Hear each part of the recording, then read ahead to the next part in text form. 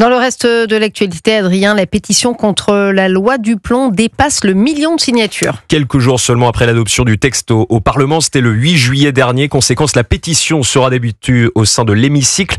Les signataires dénoncent une aberration écologique avec notamment la réintroduction d'un pesticide interdit en France depuis 2020. Alexis Bourdon, bonjour. Bonjour à tous. Alexis, cette pétition n'est pas bien reçue dans le monde paysan, on l'imagine. Oui, pour beaucoup d'agriculteurs, cette loi Duplon doit venir en aide à une filière en souffrance.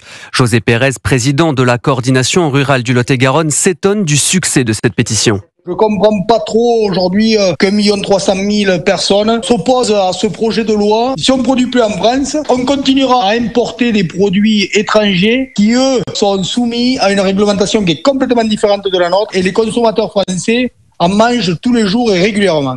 Certains paysans regrettent que le débat soit centré uniquement sur la réintroduction sous condition de néonicotinoïdes.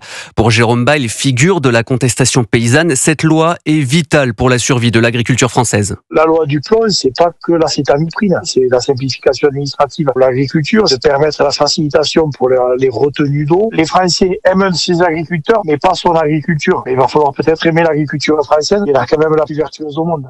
Le succès de cette pétition qui a déjà rassemblé plus d'1 300 000 signatures met la pression sur le Conseil constitutionnel.